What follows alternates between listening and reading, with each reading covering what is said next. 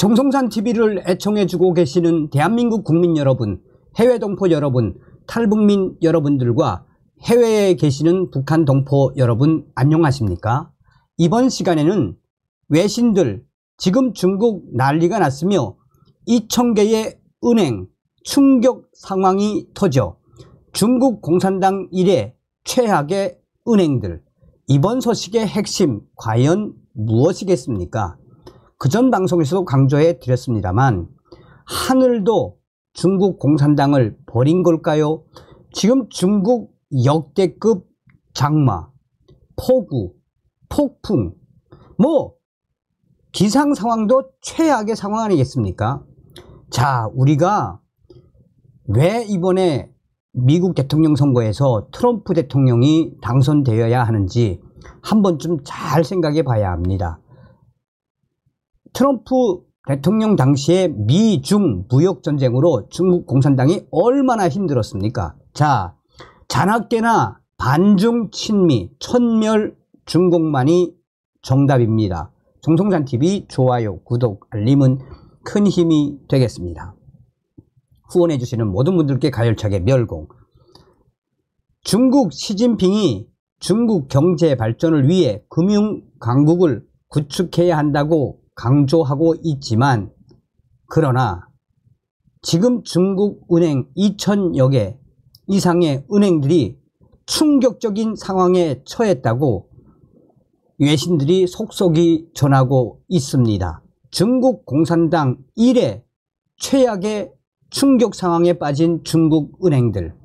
영국 시사 주간지 이코노미스트는 수많은 중국의 은행들이 사라지고 있다며 중국 당국은 문제 은행들을 처리하기 위해 온갖 노력을 다하고 있지만 사라져가고 있는 중국 은행의 이 충격적인 도산 위기를 막을 방법이 없다라고 이코노미스트는 강조했습니다.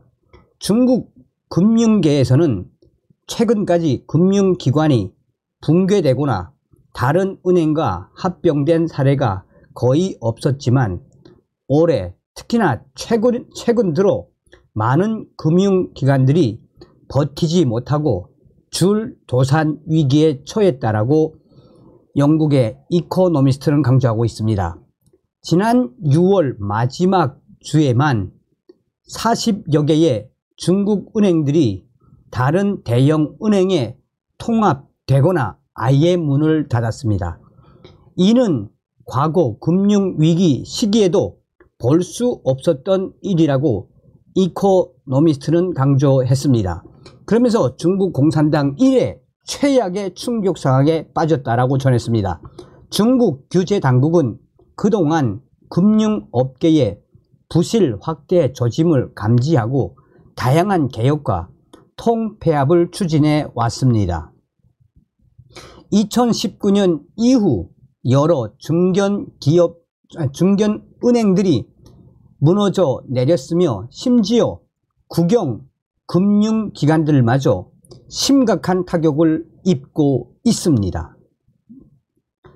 그러나 현재 중국 당국을 곤혹스럽게 하는 것은 중국 농어촌에 광범위하게 퍼져 있는 소규모 지방은행들입니다.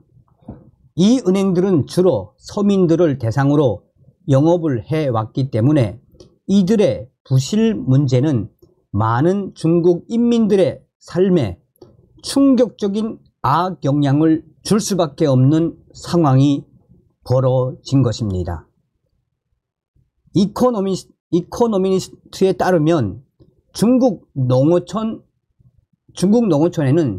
약 3,800여 개의 소규모 은행이 존재합니다. 이들 은행의 자산은 전체 은행 시스템의 13%인 55조 위안, 하나로 약 1경 4,240조 원에 달합니다. 이 은행들은 오랫동안 부실 대출을 양산하는 등 방만 경영을 일삼아 왔습니다. 은행들은 특히 부동산 붐이 일었을 때 지방정부와 결탁해 시중은행보다 높은 이자를 제공하며 서민들의 자금을 끌어모았고 이 자금을 부동산에 재투자해 몸집을 불려왔습니다. 그러나 중국의 심각한 부동산 대위기가 닥치면서 대부분의 은행들이 부동산 개발업자와 지방정부에 대출한 자금이 묶이거나 부실화되면서 생존 위기에 몰리게 됐습니다. 일부 금융기관의 부실 대출 비율이 40%를 넘어서는 경우도 발생하고 있습니다. 이는 사실상 파산을 의미합니다. 이들 소규모 은행의 설립 목적은 원래 중국의 가난한 지역에 있는 중소기업을 지원하는 것이었습니다. 그러나 부동산을 통해 수익이 급증하자 이들 은행들은 부동산을 통한 재산 증식에 집중하며 원래의 설립 목적을 잃어버렸습니다. 이들 은행들은 부동산 수익을 위해 서민들의 자금을 끌어모았다가 사실상 파산하면서 지급불능 상태에 빠지게 됐습니다. 이로 인해 지금 중국 곳곳에서는 수백만 명, 어쩌면 수천만 명의 예금주들이 집단 시위에 나서고 중국 곳곳에서 은행들을 향한 집회와 시위가 연일 이어지고 있습니다. 사우스차이나 모닝포스트는 지난 2022년 7월 10일 허난성 정저우에서는 약 1000명이 모여 지방은행에 동결된 수백만 위안의 예금을 지급하라고 요구했다라고 보도했습니다. 이들이 집단 시위로 나선 것은 지방은행의 부실 운영에 대해 중국 당국이 손을 놓고 있기 때문이라고 사우스차이나 모닝포스트는 강조하고 있습니다. 또한 2024년 4월에도 수십만 명의 사람들이 이 허난성 4개 지역 은행에 예치한 돈을 찾으려 했으나 허난 신차이프 그룹이 불법적으로 공적 자금을 유치하려고 은행 직원들과 공모했다는 조사가 시작되면서 계좌가 동결됐습니다. 허난 신차이프 그룹의 실소유주는 다수의 농촌은행을 통제해 수백만 명의 예금 400억 위엔 약 7조 7천억 원을 사라지게 한 것으로 드러났습니다. 사우스차이나 모닝포스트는 예금주들이 예금도 인권도 없다. 우리는 허난 정부의 부패와 범죄를 규탄한다는 현수막을 들고 대대적인 시위에 나섰다라고 보도했습니다. 그러나 중국 당국이 영역 인원을 동원해 강제 해산에 나섰고 수십만 명의 예금주들은 버스로 끌려가 집으로 보내지기 전 여러 곳으로 흩어졌습니다. 이처럼 충격적인 상황이 연일 터져나오고 있음에도 불구하고 중국 정부가 국가 차원에서 개입하기 어려운 이유는 구조조정 또는 통폐합이 소문나면 중국 전체로 뱅크런 이어질 수 있기 때문입니다. 이로 인해 금융 혼란은 더욱 가중될 수밖에 없습니다. AP통신은 지금 현재 중국의 지방 정부들은 특수 목적 채권을 발행해 은행 규제에 나섰다라고 보도했습니다. 작년에는 지방 은행의 위험 가중 자산의 1%에 해당하는 2180억 위엔 약 41조 3300억 원이 지원됐다라고 AP통신은 전하고 있습니다. 그러나 이러한 지원은 금융기관의 생명을 연장하는 미봉책에 그칠 수밖에 없습니다. 랴오닝성에서는 최근 40개의 부실 금융기관 중 36개가 새로운 대출협동조합에 흡수가 됐습니다. 전반적으로 중국 당국의 부실 금융 대책은 적당히 덮고 시간을 벌려는 모습이 이어지고 있습니다. 시진핑은 금융기관을 국가의 돈줄로 보고 공산당이 직접 관리해야 한다고 생각하고 있다라고 AP통신은 전하고 있습니다.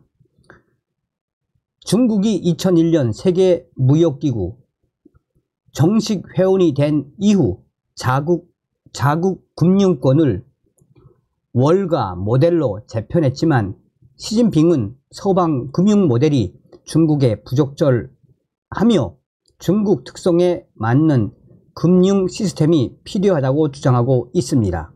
이러한 금융 정책 변화는 외국 자본의 탈중국을 촉진할 수밖에 없으며 이러한 중국 은행의 충격적인 사태는 앞으로도 계속 이어질 수밖에 없다라고 AP통신은 강조하고 있습니다. 그러면서 사우스차이나 모닝포스트는 중국 공산당 이래 지금처럼 충격적인 은행과 관련된 이 사태에 대해 사실상 중국 공산당 시진핑이도 손을 못 대는 것은 이 사태에 중국 공산당이 손을 댔다가 해결하지 못하면 이는 중국 전역에 그야말로 대폭동으로 돌변할 수밖에 없기 때문에 중국 공산당도 이에 쉬쉬거리며 시장의 논리로 풀어가라라는 이 주장만 되풀이하고 있다라고 사우스차이나 모닝포스트는 강조하고 있습니다. 야, 그러니 여러분 하늘이 돕는 것이나 다름이 없죠. 그래서 여러분 이번에 트럼프 대통령이 반드시 되어야 합니다. 다음 시간에 뵙겠습니다. 멸공.